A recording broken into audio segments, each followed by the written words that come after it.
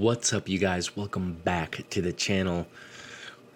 I just got off work, got my tie on, and we are going to be jumping into chapter 4 in The Four Loves by C.S. Lewis. Now, this chapter is a long one, and it's called Friendship. And I'm going to be separating this into two parts because it's honestly way too long for it to be just one video. I think it takes up almost like a quarter of the entire book, so he has a lot to say about this. When either affection or eros is one's theme, one finds a prepared audience. The importance and beauty of both have been stressed and almost exaggerated again and again. Even those who would debunk them are in conscious reaction against this laudatory tradition, and to that extent influenced by it. But very few modern people think friendship a love of comparable value, or even a love at all. I cannot remember that any poem since In Memoriam or any novel has celebrated it. Tristan and Isolde, Antony and Cleopatra, Romeo and Juliet have innumerable counterparts in modern culture.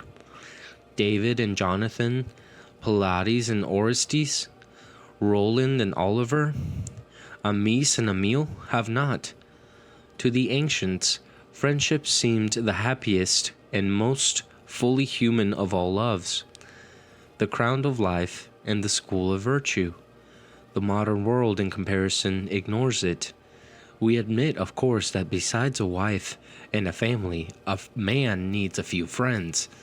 But the very tone of the admission and the sort of acquaintanceships which those who make it would describe as friendships show clearly that they are talking about what they're talking about has very little to do with the philia which Aristotle classified among the virtues, or that amicitia on which Cicero wrote a book about. It is something quite marginal, not a main course in life's banquet, a diversion, something that fills up the chinks of one's time. How has this come about? I do want to take a moment and reflect that friends do make up your habits, your lifestyles. Like it really, if you have a really good friend, they can almost be a partner, you know? And that's how relationships should always, like, there's a natural progression to them. And I think that is a good distinction that he's bringing up, that friendships do make a lot of what makes the person, especially if you have good ones. There's sometimes, you're hanging in with the bad crowd, you just can't get out of it, things like that. I don't know if that makes any sense, but the first and most obvious answer is that few value it because few experience it.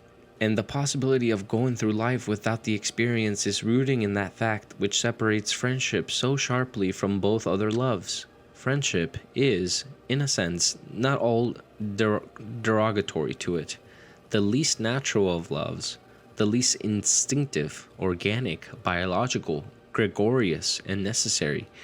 It has least commerce with our nerves. There is nothing throaty about it, nothing that quickens the pulse or turns you red and pale. It is essentially between individuals. The moment two men are friends, they have in some degree drawn apart together from the herd. Without eros, none of would have been begotten, and without affection, none of us would have been reared. But we can live and breed without friendship. The species, biologically considered, has no need for it. The pack or the herd, the community, may even dislike and distrust it. Its leaders very often do. Headmasters and headmistresses, and the heads of religious communities, colonels and ships of captains, may feel uneasy when close and strong friendships arise between little knots of their subjects. This is so to call the non-natural quality in friendship goes far to explain why it is exalted in ancient and medieval times, and has become to be made light of in our own. The deepest and most permanent thought of those ages was aesthetic and world renowned. Nature, emotion, and the body were feared as dangers to our soul, or despised as degradations of our human status. Inevitably, that sort of love was most prized which seemed most independent or even defiant of mere nature. Affection and eros were too obviously connected with our nerves, too obviously shared with the brutes. You could feel these tugging at your guts and fluttering in your diaphragm. But in friendship, in that luminous, tranquil, rational world of relationships freely chosen, you got away from all that. This alone, of all loves, seemed to raise you to the level of gods or angels. But then came romanticism and tearful comedy, and the return to nature, the exaltation of the sentiment, and in their train all that great wallow of emotion which, though often criticized, has lasted ever since. Finally, the exaltation of instinct and the dark gods in the blood, whose hierophants may be incapable of male friendship. Under this new dispensation, all that had once commended this love now began to work against it. It had not tearful smiles or keepsakes and baby talk enough to please the sentimentalists. There was not blood and guts enough about it to attract the primitive. It looked thin and etiolated, a sort of vegetarian substitute for the more organic loves. Other causes have contributed to those, and they are now the majority, who see life merely as a development and complication of animal life. All forms of behavior which cannot produce certificates of animal origin and of survival value are suspect. Friendship certificates are not very satisfactory. Again, that outlook which values the collective above the individual necessarily disparages friendship. It is a relationship between men at their highest levels of individuality. It withdraws men from collective togetherness, as surely as solitude itself could do, and more dangerously, for it withdraws them by twos and threes. Some forms of democratic sentiment are naturally hostile to it because it is selective and an affair of the few. To say, "These are my friends," implies those are not. For all these reasons, if a man believes, as I do, that the old estimate of friendship was the correct one, he he can hardly write a chapter on it except as rehabilitation. And I think I'm going to stop it at that. I know that this was a quick little chapter, but I am falling asleep, man. And I don't know if I can't get through these 10 pages. Man, what an interesting chapter. Something that I've noticed is that his descriptions are really long, but he took a lot of thought into it. So, I mean, I can see why he's a respectable author and stuff. So, but throughout this, I kind of am reading it in the perspective of religion and Jesus, because I think that's where he's coming from. You know, I'm trying to get into his shoes, his perspective of how he's writing it, and it just helps me internalize and process some of his writings just a little bit better. Just wanted to say that. Hopefully, I can finish this section tomorrow. Tomorrow's section is going to be a little bit longer. I love you guys. Take it easy and have a good night. If you guys are not messing with this content, don't worry. I'm just trying to finish this book and do a book review, and we're going to get back on to doing some other things. But I think it's always important to read, whether it's a section or something like that. You know, fuck it, dude. It's my channel. Deal with it. All right. See you guys. What's up, you guys? Welcome back to the channel. And after getting some sleep, I feel like we can do this all in one episode. It is going to be really long, probably longer than the last video of affection. But friendship really takes almost half of this book, so he has a lot to say. So we're going to pick off where we left off. This imposes on me, the outset, a very tiresome bit of demolition.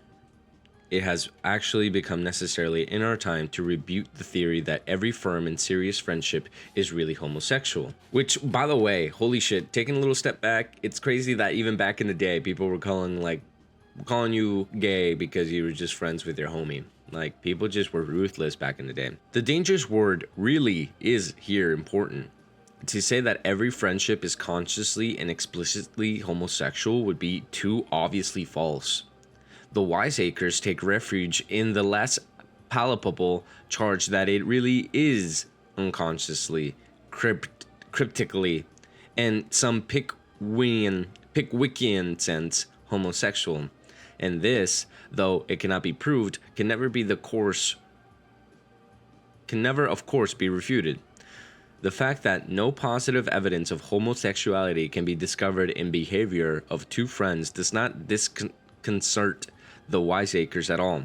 That they say gravely is just what we should expect. The very lack of evidence is thus treated as evidence. The absence of smoke proves that the fire is very carefully hidden. Yes, if it exists at all. But we must first prove its existence. Otherwise, we're arguing like a man who should say, if there were an invisible cat in that chair would look empty. But the chair does look empty. Therefore, there's an invincible cat in it. A belief in invisible cats cannot perhaps be logically disproved, but it tells us a good deal about those who hold it.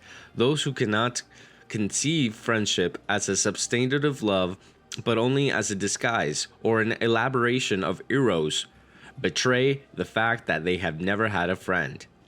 The rest of us know that though we can have erotic love, friendship, for the same person, yet in some ways nothing is less like a friendship than a love affair. Lovers are always talking to one another about their love. Friends hardly ever talk about their friendship. Lovers are normally face to face, absorbed in each other. Friendships are side by side, absorbed in some common interest.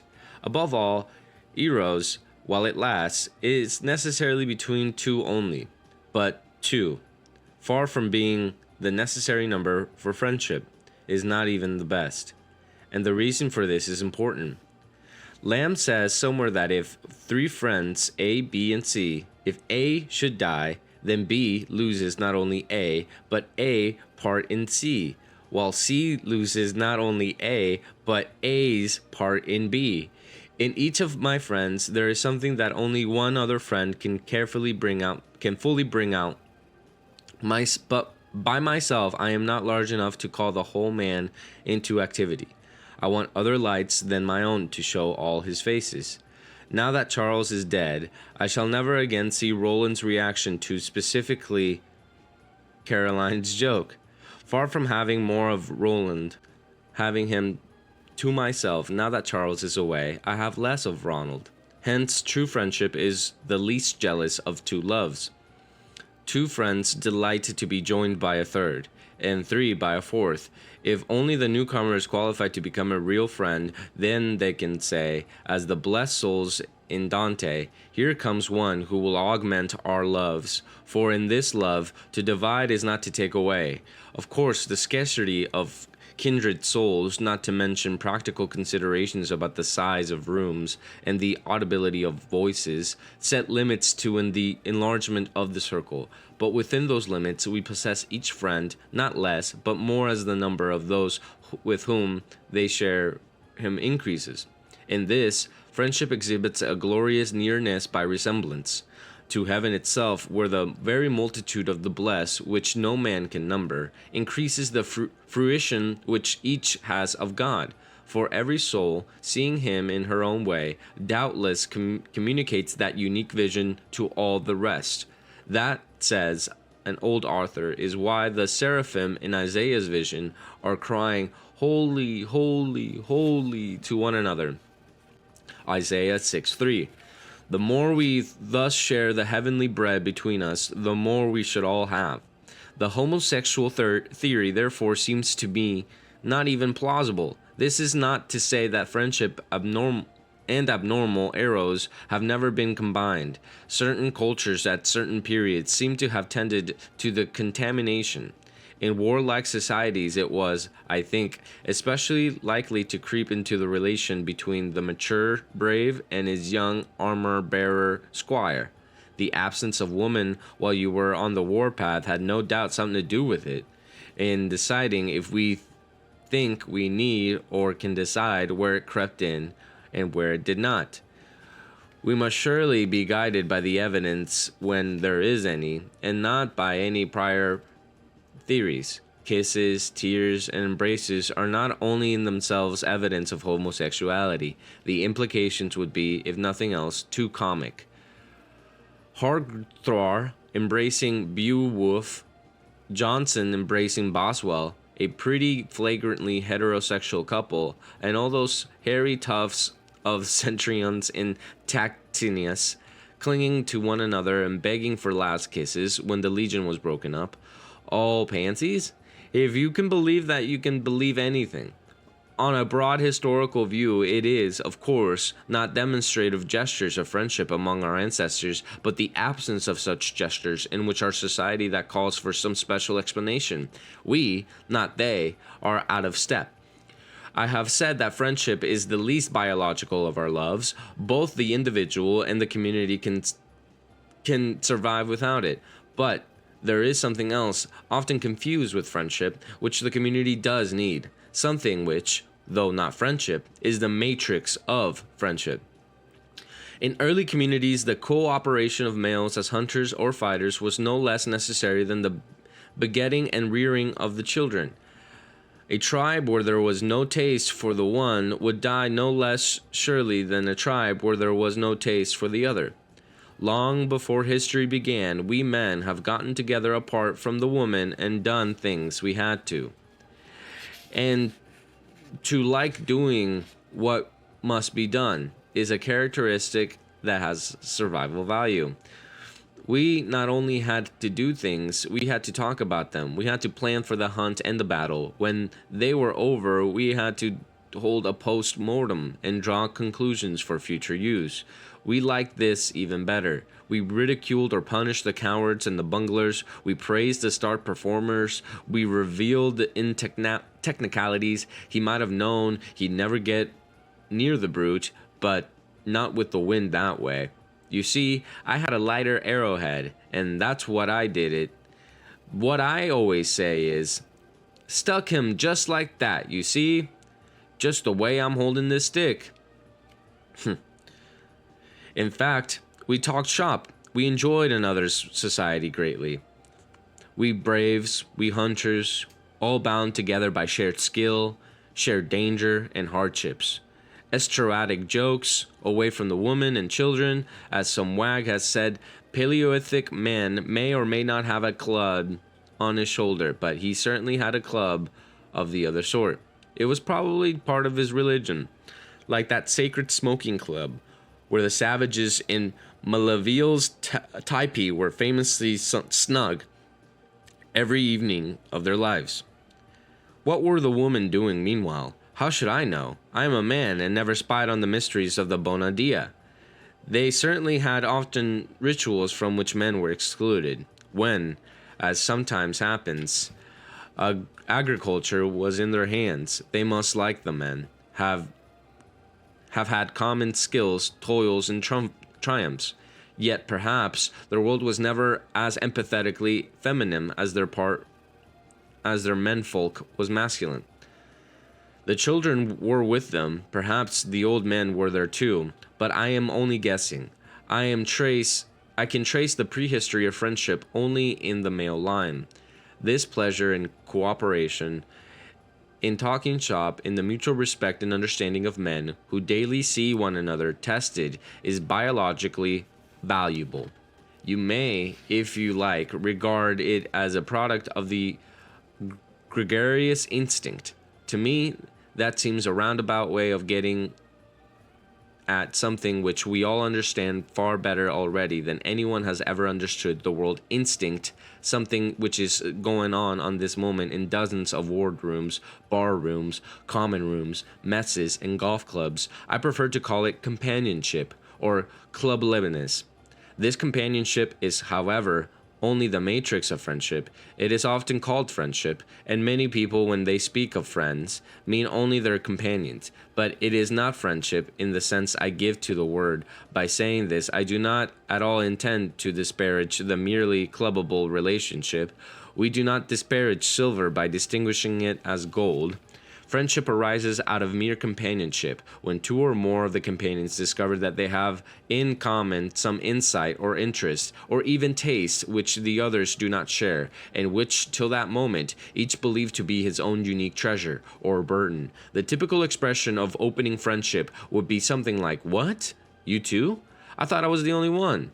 We can imagine that among these early hunters, warriors, single individuals, one in a century, one in 1,000 years, saw what others did not, saw what the deer was beautiful as well as edible, that hunting was fun as well as necessary, dreamed that his gods might not only be powerful but holy, but as long as each of these percipient persons dies without finding a kindred soul, nothing, I suspect, will come out of it. Art or sport or spiritual religion will not be born. It is when two such persons discover one another, and when, whether with immense difficulties and semi-articulate fumblings, or with what would seem to us amazing and elliptical speed, they share their vision. It is when that friendship is born, and instantly they stand together in an immense solitude.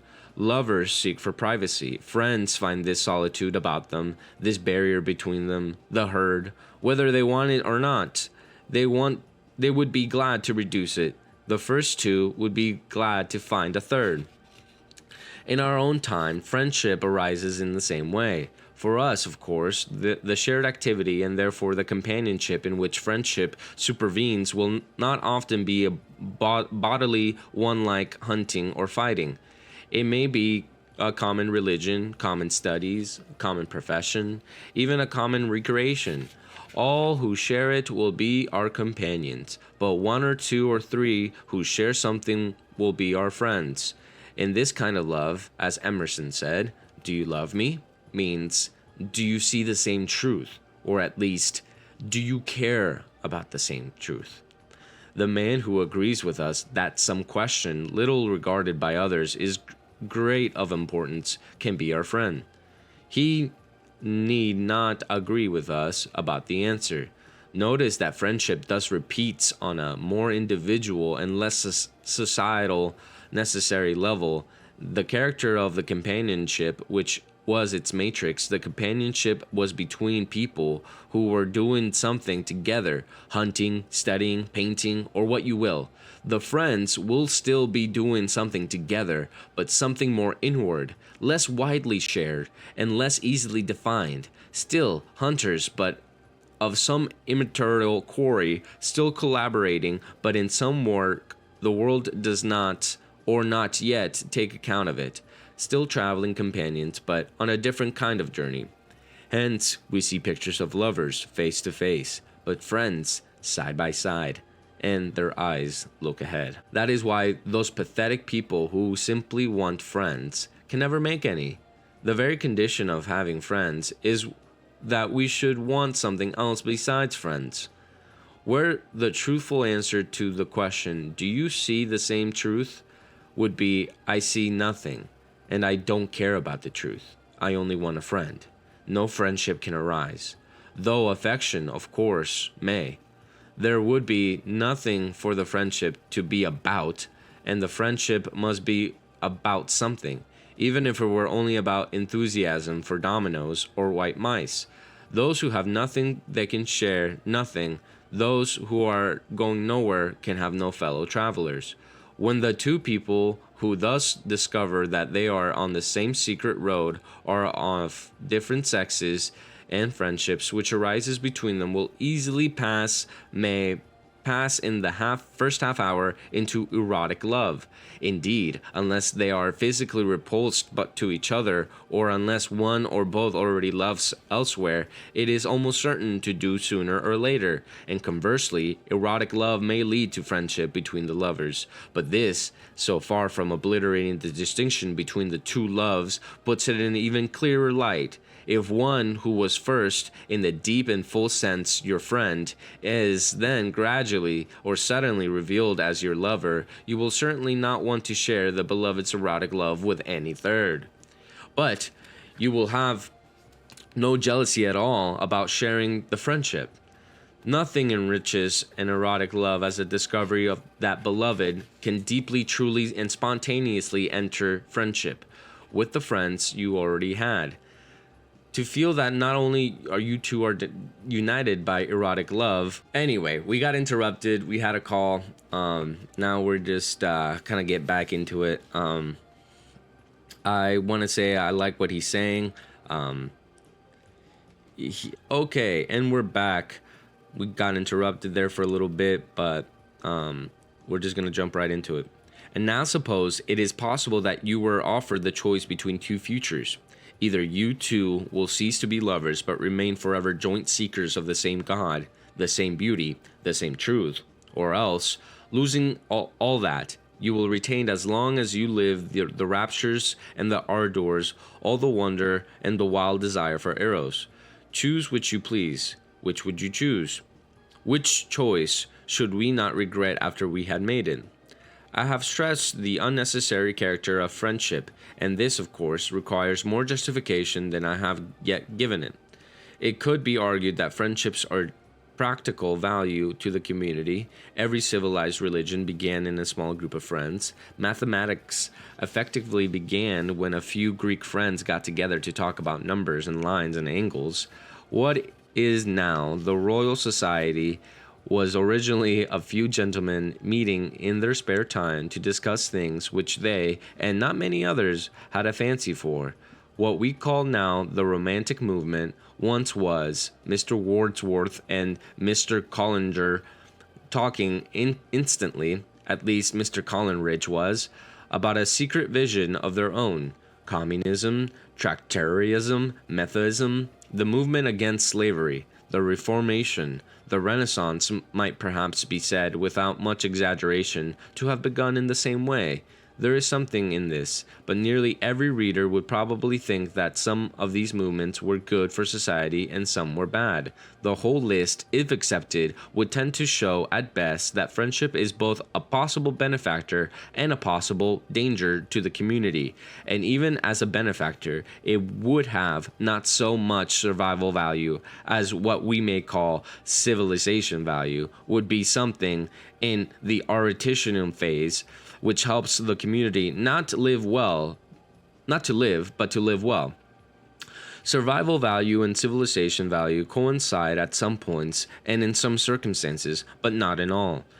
What at any rate seems certain is that when friendship bears fruit, which the community can use, it has to do so accidentally, as a byproduct. Religions devised for a social purpose, and the Roman emperor worship or modern attempts to sell Christianity as means of saving civilization do not come to much. The little knots of friends who turn their backs on the world are those who really transform it. Egyptian and Babylonian mathematics were practical and social and pursued in the service of agriculture and magic, but the free Greek mathematics pursued by friends as a leisure occupation have mattered to us more.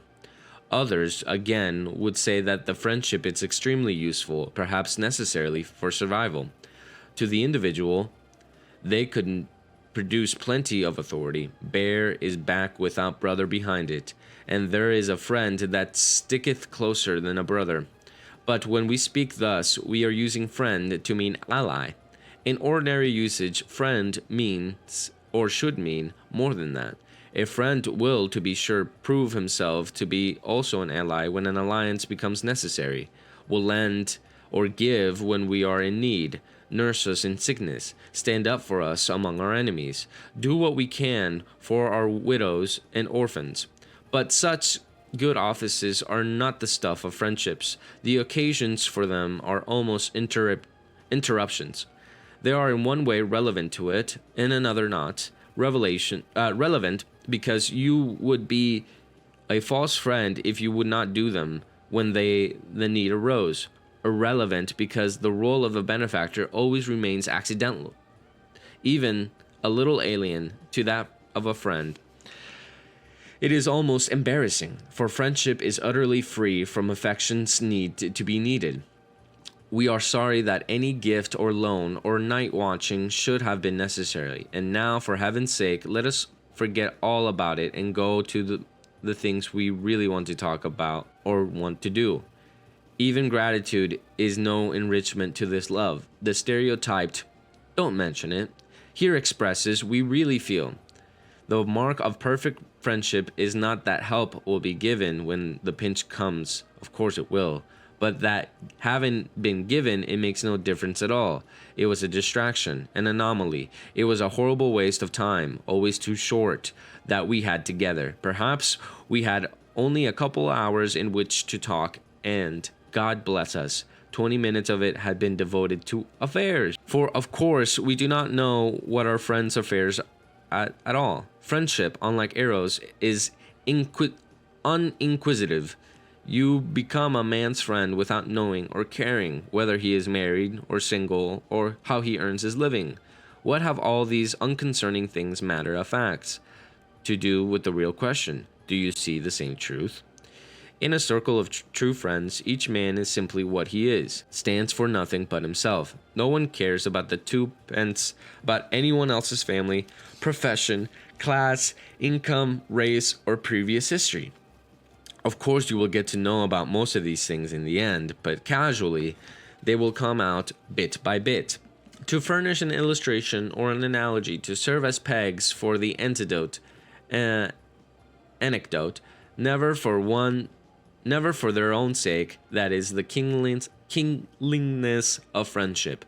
We met like a sovereign princess of independent states abroad on neutral ground, freed from our context. This love essentially ignores not only our physical bodies, but the whole embodiment which consists of our family, job, past, and connections. At home, besides being Peter or Jane, we also bear a general character, husband or wife, brother or sister, chief or colleague or subordinate. Not among our friends, it is an affair of entangled or stripped minds. Eros will have naked bodies, friendship, naked personalities. Hence, if you will not misunderstand me, the exquisite arbitrariness and irresponsibility of this love, I have no duty to be anyone's friend, and no man in the world has a duty to be mine. No claims, no shadow of necessity. Friendship is unnecessary, like philosophy, like art, like the universe itself. For God did not need to create. It has no survival value, rather than it is one of those things which give value to survival. When I spoke of friends as side by side or shoulder to shoulder, I was pointing out a necessary contrast between their posture and that of the lovers who we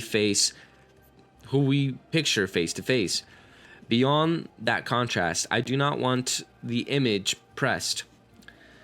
The common quest or vision which unites friends does not absorb them in such a way that they remain ignorant or oblivious of one another. On the contrary, it is the very medium in which their mutual love and knowledge exist.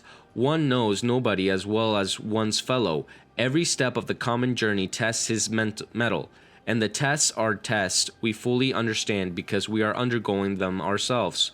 Hence, as he rings true time after time, our reliance, our respect, our admiration blossom into an appreciative love of a singularly robust and well-informed kind.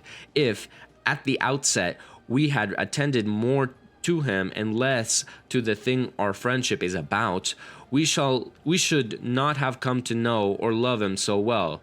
You will not find the warrior, the poet, the philosopher, or the Christian by staring in his eyes as if he were your mistress. Better fight beside him, read with him, argue with him, and pray with him. In a perfect friendship, this appreciative love is, I think, often so great and so firmly based that each member of the circle feels in his secret heart humbled before all the rest. Sometimes he wonders what he is doing there among his betters. He is lucky beyond desert to be in such company, especially when the whole group is together, each bringing out all that is best, wisest, or funniest in all the others. Those are the golden sessions, when 4 or 5 of us, after a hard day walking, have come to our inn, when our slippers are on, our feet are spread out towards the blaze, and our drinks are on our elbows. when the whole world and something beyond the world opens itself to our minds as we talk, and no one has any claim on or any responsibility for one another, but all are free men and equals, as if we had first met an hour ago, while at the same time an affection mellowed by years enfolds us. Life, natural life, has no better gift to give. Who could have deserved it? From what has been said, will be clear that in most societies, at most periods, friendships will be between men and men, or between women and women. The sexes will have met one another in affection and in eros, but not in this love, for they will seldom have had with each other their companionship in common activities, which is the matrix of friendship. Where men are educated and women are not, where one sex works and the other is idle, or where they do totally different work, they will usually have nothing to be friends about.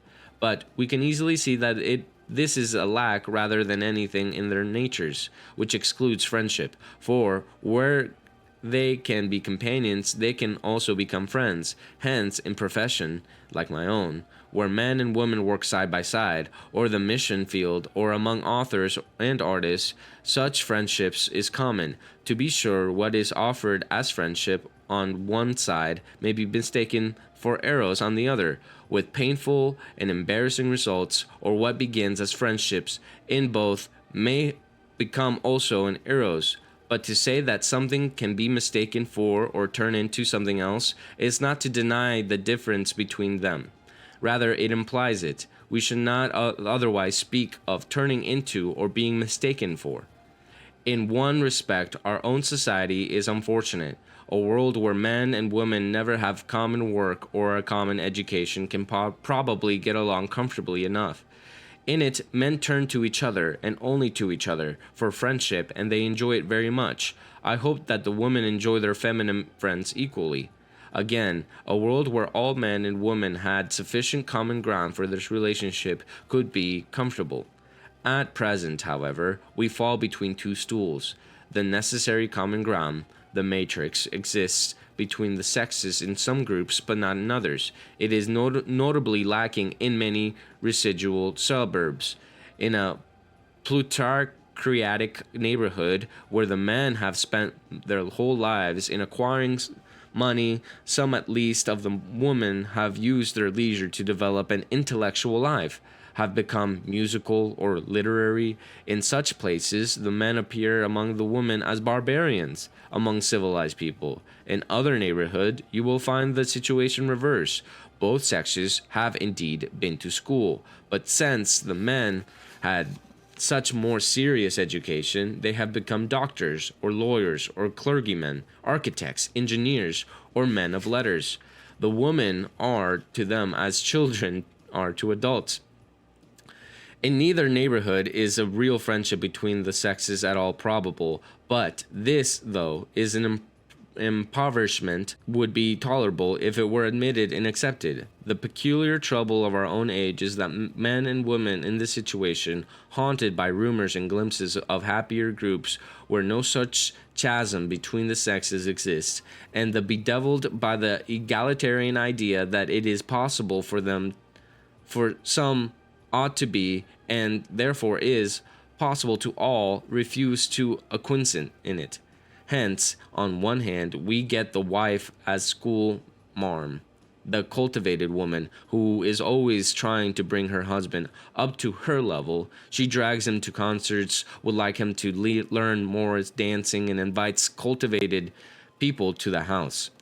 It often does surprisingly little harm. The middle-aged male has great powers of passive resistance, and if she but knew of indulgence, women will have their fads. Something much more painful happens when it is the men who are civilized and the women are not, and when all the women, and many of the men too, simply refuse to recognize the fact. When this happens, we get a kind, polite, laborious, and pitiful pretense. The women are deemed, as lawyers say, to be full of members of the male circle, the fact in itself not important, but That they now smoke and drink like the men seems to be simple-minded people, a proof that they really are. No stag parties are allowed. Wherever the men meet, the women must come too. The men have learned to live among ideas. They know what discussion, proof, and illustration mean. A woman has had merely school lessons and has abandoned soon after marriage whatever tinge of culture they have gave her, whose reading is the woman's magazines, and whose general conversation is almost wholly narrative, cannot really enter such a circle. She can be locally and physically present with it in the same room. What of that? If the men are ruthless, she sits bored and silent through a conversation which means nothing to her. If they were better bred, of course, they try to bring her in. Things are explained to her. People try to sublimate her irrelevant blundering observations into some kind of sense. But the efforts soon fail, and for manners' sake, what might have been a real discussion is deliberately diluted and peters out in gossip, anecdotes, and jokes. Her presence has thus destroyed the very thing she was brought to share. She can never really enter the circle, because the circle ceases to be itself when she enters it, as the horizon ceases to be the horizon when you get there. By learning to drink and smoke and perhaps tell risque stories, she has not, for this purpose, drawn an inch nearer to the men than her grandmother. But her grandmother was far happier and more realistic. She was at home, talking to real women, talking to other women, and perhaps doing so with great charm, sense, and even wit. She herself might have been able to do the same. She might be quite as clever as the men whose evening she has spoiled, or cleverer, but she is not really interested in the same things nor mistress of the same methods. We all appear as dunces when feigning an interest in things we cared nothing about. That's true. We all appear as fucking stupid people if we try to pretend we're into things that we're not. Man, I still got about 15 more pages. I think I'm going to end this off. I'm going to be adding the other part that I read last night into this video. And I'll see you guys next time. Thank you.